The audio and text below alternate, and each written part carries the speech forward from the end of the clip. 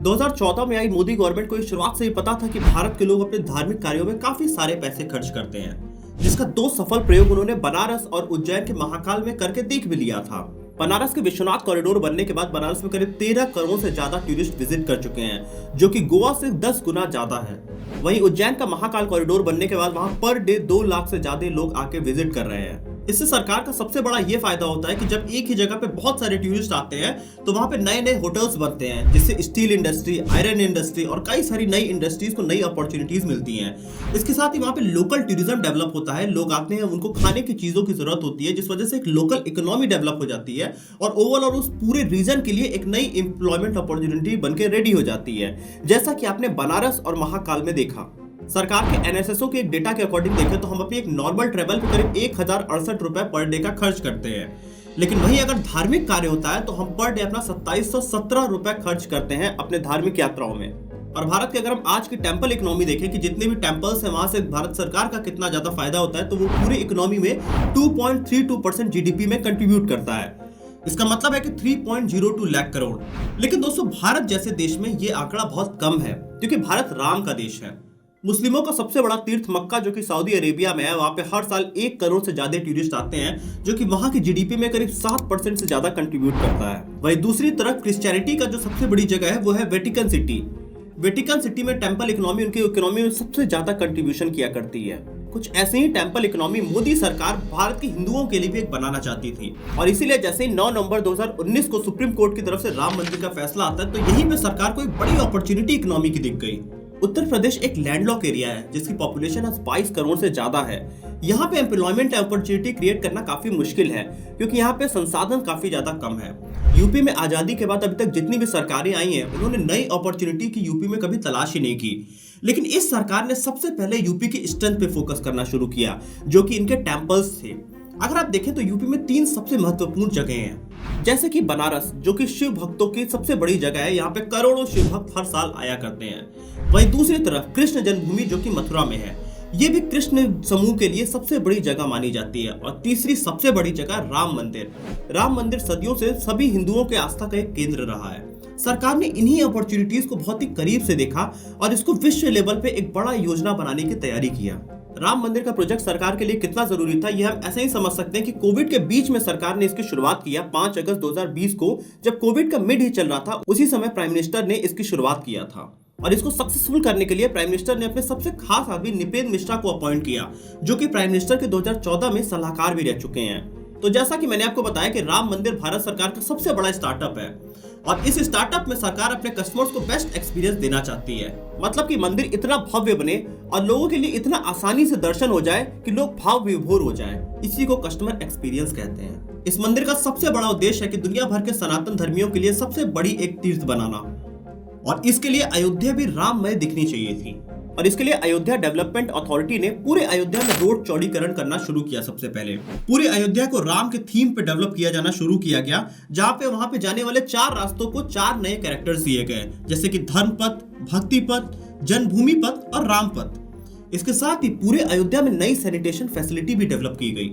चीजों को इतनी प्रिसाइजली तैयार किया गया कि जहां भी आपकी नजर पड़े वहां पे आपको राममय हो जाए आप। जैसे कि स्ट्रीट लाइट्स को भी धनुष और बाण के शेप में बनाया गया।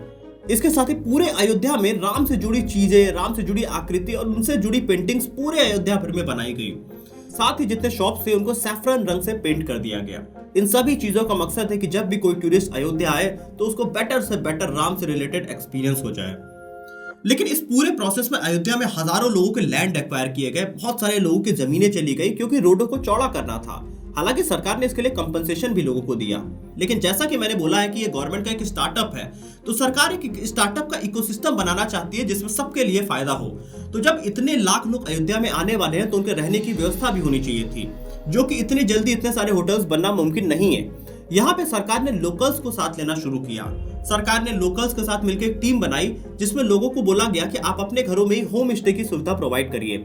इसका मतलब अगर आपका एक 5 कमरों का घर है तो आप उसमें 2 कमरे में खुद भी रह लीजिए, और कोई नया टूरिस्ट आता है तो उसको आप रात भर अपने घर पे टिका सकते हैं, जिसके लिए आप 1000, 500, 2000 आप चार्ज कर सकते हैं। तो यहाँ पे एक नई एम्प्लॉयमेंट की अपॉर्चुनिटी लोकल लोगों के लिए पैदा हो गई, और देखते ही देखते सरकार ने 500 से ज्यादा इस तरीके के होम स्टेज बना लिए, जिसमें 2500 से ज्यादा आज कमरे हैं। इससे दो फायदे हुए। एक तो एम्प्लॉयमेंट की नई अपॉर्चुनिटी डेवलप हुई, दूसरे लोगों के अंदर एक नया विश्वास आया कि सरकार हमको साथ में लेके अयोध्या को डेवलप कर रही है। तो यहाँ पे लोगों का भी साथ मिला सरकार को। आज अगर हम booking.com पे अयोध्या के लिए होटल देखें तो हमें मिनिमम 6,000 रुपए के होटल मिलते हैं और ये रेट बढ़ते बढ़ते 60,000 और 80,000 तक चला जाता है। इसमें आप ज्यादातर होटल्स देखेंगे तो वो बहुत ही जल्दी लिस्टेड है, मतलब ज्यादातर होटल्स अभी नए बने हैं और वो तुरंत लिस्ट हो गए हैं।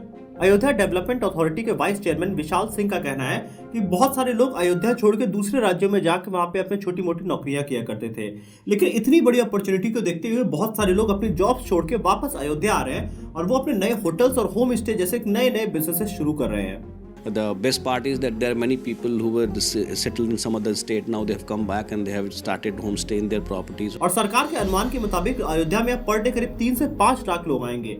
तो इतने सारे लोगों का खाने का अरेंजमेंट, जितने लोग ट्रैवल करेंगे वो लोग रिक्शा पे ट्रैवल करेंगे, तो इतनी सारी चीजें अयोध्या के लोग अकेले पूरा नहीं कर सकते हैं। इसीलिए अब उसके आसपास के जो रीजन्स हैं वहां पे अब एम्प्लॉयमेंट अपॉर्चुनिटी काफी तेजी से बढ़ेगी। अयोध्या की डिमांड्स देखते हुए कई सारी FMCG कंपनीज ने भी अपनी इंडस्ट्रीज सेटअप करने के लिए अयोध्या में एप्लीकेशन दिया हुआ है। इसके साथ ही हम भारतीय जब अपनी धार्मिक यात्रा पे निकलते हैं तो वहां से आते समय कुछ याद के रूप में कोई ना कोई नई चीज खरीद के लेके आते हैं, जैसे कि कीचेन हो गया या रुद्राक्ष की माला या फिर भगवान राम की तस्वीर या फिर भगवान के अंगवस्त्र या फिर राम मंदिर का वुडन रेप्लिका भी इस समय मार्केट में काफी ट्रेंड पे है। इस समय अगर हम देखें तो हजारों लोगों को जॉब अपॉर्चुनिटी तो सिर्फ इस राम मंदिर के रेप्लिका मार्केट ने दे दिया है। इस राम मंदिर के वुडन रेप्लिका की अब इंटरनेशनल डिमांड हो गई है, तो इसमें काम करने वाले कारीगरों को काफी ज्यादा रोजगार मिलते जा रहे हैं। और रेप्लिका ऑफलाइन तो बिक ही रहा है, ऑनलाइन अमेजॉन और फ्लिपकार्ट पे भी एक बड़ी डिमांड पैदा हो गई है। लेकिन गवर्नमेंट को पता है कि अगर हमें एक इंटरनेशनल लेवल का टूरिज्म सेंटर इसे बनाना है तो हमें इसे कनेक्टिविटी बहुत ही स्ट्रॉन्ग करनी पड़ेगी, जिसके लिए गवर्नमेंट ने करीब $4.5 बिलियन रुपए इंफ्रास्ट्रक्चर को डेवलप करने में अयोध्या के खर्च किया। इस इंफ्रास्ट्रक्चर में सबसे खास है महर्षि वाल्मीकि एयरपोर्ट। बेहद कम समय में बनकर तैयार हुए इस एयरपोर्ट में पहले फेज में करीब 1450 करोड़ रुपए खर्च किए गए हैं, जिसमें हर साल करीब 10 लाख टूरिस्ट यहाँ पे अपने एयरपोर्ट के थ्रू आ सकते हैं। वहीं फेज 2 में इसको 60 लाख टूरिस्ट तक ले जाने का टारगेट है। इस एयरपोर्ट की डायरेक्ट कनेक्टिविटी दिल्ली, कोलकाता, बेंगलुरु, चेन्नई, हैदराबाद और मुंबई जैसे मेट्रो सिटीज से की गई है। इस एयरपोर्ट को भी राम के ही थीम पे डेवलप किया गया है, जैसा कि आप इसका नाम ही देख लीजिए, महर्षि वाल्मीकि के नाम पे ही इसको रखा गया है, जो कि रामचरितमानस के रचयिता भी थे। इसके साथ ही इस एयरपोर्ट पे rain water harvesting, solar power plant और इंसुलेटेड रूफटिंग फीचर भी है, जो कि इसे एक इंटरनेशनल लेवल का एयरपोर्ट बनाता है। पूरे एयरपोर्ट पे रामायण के पल अलग अलग जगहों पे उकेरे गए हैं। अगर आप लगेज वाले एरिया में भी हैं तो वहां पे आपको सामान के वेट करते करते आप राम के अलग अलग फोटोज देख के उसमें खो भी सकते हैं। लेकिन इंडियंस के लिए जो मेजर मोड ऑफ ट्रांसपोर्ट है वो रेलवे स्टेशन के थ्रू होता है, जिस वजह से 240 करोड़ रुपए खर्च करके अयोध्या का रेलवे स्टेशन बनाया गया है, जो बिल्कुल एकदम एयरपोर्ट जैसा आपको दिखाई देगा। इसमें आपको लिफ्ट होगा, escalators, waiting hall, clock room और फूड प्लाजास बनाए गए हैं और स्टेशन के डोम को राम जी के मुकुट के जैसा आकार दिया गया है। एयरपोर्ट और रेलवे स्टेशन वो जगह होते हैं जहाँ पे टूरिस्ट अपना सबसे पहला कदम रखता है। वहीं से उस टूरिस्ट को पूरी तरीके से राम जी से रिलेटेड एक्सपीरियंस देने की सोची गई है, ताकि जब टूरिस्ट जैसे ही अयोध्या में आए वो पूरी तरीके से राममय हो जाए। और जब इतने ज्यादा टूरिस्ट आएंगे तो मेडिकल फैसिलिटीज की भी जरूरत पड़ेगी, जिस वजह से अयोध्या में एक नया मेडिकल कॉलेज बनाया जा रहा है और पूरी अयोध्या में सॉलिड वेस्ट मैनेजमेंट ट्रीटमेंट के साथ ही मल्टी लेवल पार्किंग फीचर भी दिया गया है, ताकि ज्यादा ट्रैफिक भी पूरे अयोध्या में कहीं न लग सके। वही अयोध्या की सबसे खास चीज राम मंदिर, इसको पूरी तरीके से वास्तुकला के हिसाब से बनाया गया है। राम मंदिर को नागर शैली पे विकसित किया गया है, जो कि नॉर्थ इंडिया में मेजरली टेम्पल्स बना करते हैं जिस तरह के। इस मंदिर के निर्माण में कुल 308 पिलर्स लगे हैं और मंदिर के गेट से गर्भगृह तक कुल 5 वेटिंग हॉल्स हैं, जिसको हम मंडपम भी कहा करते हैं। हालांकि नागर शैली में 3 मंडप हुआ करते हैं, लेकिन इसको काफी बड़ा बनाना था, जिस वजह से इसमें 5 मंडप दिए गए हैं, ताकि ज्यादा लोग एक बार में मंदिर के अंदर रह सकें और वो अपना पूजा अर्चना कर सकें। और इसीलिए मंदिर को 3 फ्लोर में बनाया गया है, जिससे दर्शन करने वाले और परिक्रमा करने वाले लोग अलग अलग हिस्सों में बंट जाए, जिस वजह से अंदर भीड़ वाली स्थिति कभी न पैदा हो। साथ ही एक बार में 25,000 लोगों के लिए लॉकर की भी व्यवस्था की गई है। इसके साथ ही दुबई के दुबई लैंड और डिज्नी लैंड के तर्ज पे एक राम लैंड बनाया जा रहा है, जहां पे आपको एक लाइट शो के थ्रू आपको बताया जाएगा कि हम वर्शिप क्यों किया करते हैं, टेम्पल्स के पीछे का आर्किटेक्चर क्या होता है और किस तरीके से हमारा जो राम का पूरा जीवन रहा है वो किस तरीके से रामायण के अलग अलग पलों में देखा गया, ये सब कुछ उसमें बताया जाएगा। और अब अयोध्या में अगर इतना डेवलपमेंट हो रहा है तो रियल एस्टेट मार्केट कहाँ पीछे रहने वाला था। जहां 2018-19 में रियल एस्टेट प्रॉपर्टीज के दाम करीब 2,000 रुपए स्क्वायर फीट थे, वो 2023 तक बढ़ के करीब 18,000 रुपए स्क्वायर फीट पहुंच चुके हैं। 2023 के अप्रैल से नवंबर के बीच में पूरे यूपी में करीब 30,000 लैंड की रजिस्ट्रीज हुई हैं, जिसमें 80% आपको अयोध्या की रजिस्ट्रीज मिल जाएंगी, क्योंकि जब इतना भव्य टूरिज्म डेस्टिनेशन बन रहा है तो वहां पे कई सारे रियल एस्टेट डेवलपर्स और होटल चेन्स ने आके लैंड खरीदना शुरू कर दिया है। मुंबई बेस्ड लोधा ग्रुप करीब 25 एकड़ में अपना लैंड का डेवलपमेंट कर रहा है और यहाँ कुछ कंपनीज अपनी प्रॉपर्टीज इस होप में बना रही हैं कि 2031 तक अयोध्या दुनिया में इतना पॉपुलर हो चुका होगा कि कुछ लोग अपने ओल्ड एज में अपना सेकंड हाउस भी अयोध्या में प्लान करेंगे। आप देख रहे हैं कि किस लेवल पे यहाँ पे डेवलपमेंट चल रहा है और इसमें होटल चेन्स कहाँ पीछे रहने वाले थे। रेडिसन पहला इंटरनेशनल ब्रांड अयोध्या में 80 रूम के साथ खुला।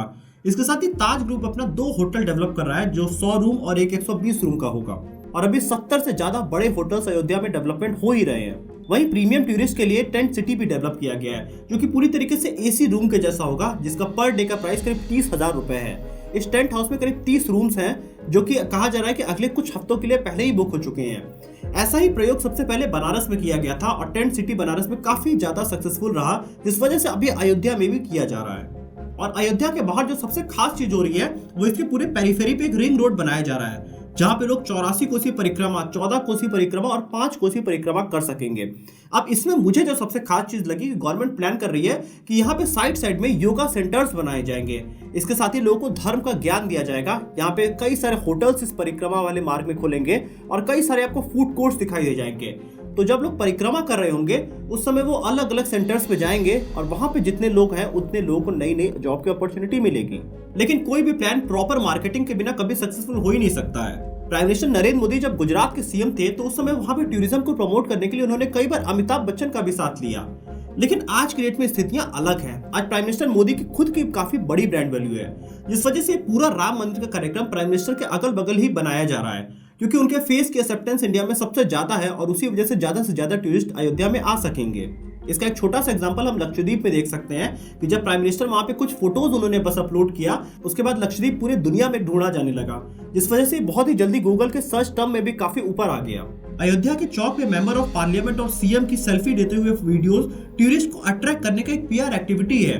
जब एक बड़ा आदमी इस तरीके से सेल्फी लेता है तो जब एक आम इंसान वहां जाता है तो वो भी उसी तरीके से सेल्फी लेना चाहता है। इसीलिए इस तरीके की एक्टिविटीज की जाती है कि ज्यादा टूरिस्ट आए वहां पे। राम मंदिर के इस प्राण प्रतिष्ठा वाले दिन को भी एक बड़ा इवेंट बनाया गया क्योंकि इसको वर्ल्ड लेवल पे पहचान दिलानी थी और इसीलिए यहाँ पे 7,000 से ज्यादा लोगों को इनवाइट भी किया गया था गेस्ट के तौर पे, जिसमें कुछ कार सेवक थे, कुछ बड़े राजघराने के लोग थे, लेकिन इसके साथ ही हर सेक्टर्स के बड़े सेलिब्रिटीज को भी बुलाया गया, जैसे कि सचिन तेंदुलकर, साइना नेहवाल, इसके साथ ही अमिताभ बच्चन, मुकेश अंबानी जैसे हर सेक्टर के लोग आए, ताकि पूरी दुनिया का ध्यान राम मंदिर की तरफ आज ही के दिन खिंच के आए। और जितना ज्यादा लोगों का ध्यान आएगा उतने ज्यादा टूरिस्ट पूरी दुनिया से उठ के भारत की तरफ आएंगे और वो अयोध्या में आएंगे। ऐसा एस्टिमेटेड है कि इस साल करीब 12 करोड़ से ज्यादा टूरिस्ट अयोध्या आएंगे। ये मंदिर कितना बड़ा इकोनॉमिक सोर्स है इसको बस आप इतने से ही समझ सकते हैं कि राम मंदिर के कंस्ट्रक्शन में करीब 1800 करोड़ रुपए खर्च होने थे और जब इसका चंदा मांगा गया तो करीब 5,500 करोड़ से ज्यादा का चंदा आ गया। आप समझ रहे लोगों की आस्था कितनी ज्यादा है। तो अगर उससे रिलेटेड एक इकोनॉमी डेवलप की जाए तो पूरी तरीके से एम्प्लॉयमेंट की जो प्रॉब्लम है भारत में वो खत्म की जा सकती है। अभी तक राम मंदिर के डोनेशन में जितने पैसे आए हैं अभी उसमें से कुछ भी नहीं खर्च किया गया है। ये सारे पैसे उठा के बैंक में एफडी किए गए थे और उसमें से आने वाले इंटरेस्ट से ही राम मंदिर पूरा बनकर तैयार भी हो चुका है। लेकिन प्राइम मिनिस्टर का जो बड़ा विजन है कि अयोध्या को बनारस से कनेक्ट कर देना, जिसके लिए प्राइम मिनिस्टर ने कई सारे नई चीजें किया। अयोध्या और बनारस को तुरंत हेलीकॉप्टर से कनेक्टिविटी दिलाई गई, बसेस से अयोध्या और बनारस डायरेक्ट कनेक्ट किया गया। इसके अलावा बनारस और अयोध्या के बीच में 2 क्रूज भी चलाई जा रही हैं।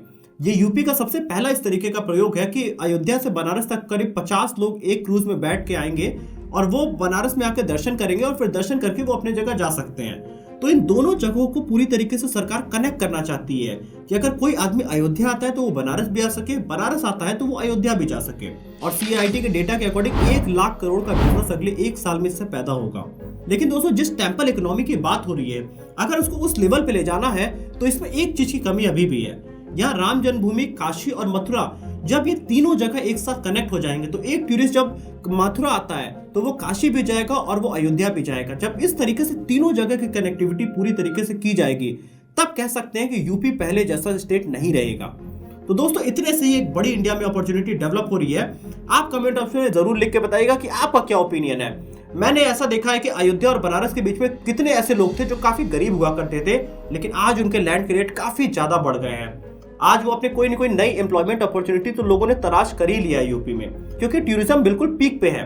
मैं बनारस से बिलोंग करता हूं और मैंने पिछले 3 साल में टूरिज्म का डेवलपमेंट यहाँ पे देखा है। वही सेम चीज रेप्लिकेट किया जा रहा है अयोध्या की तरफ भी। तो मुझे लगता है एक सक्सेसफुल मॉडल है इस गवर्नमेंट का, जो कि आने वाले टाइम में काफी आगे जाने वाला है। आप कमेंट ऑप्शन लिख के अपना भी ओपिनियन बताइएगा। वीडियो अच्छी लगी है तो वीडियो को जरूर लाइक करिएगा। बाकी जय श्री राम।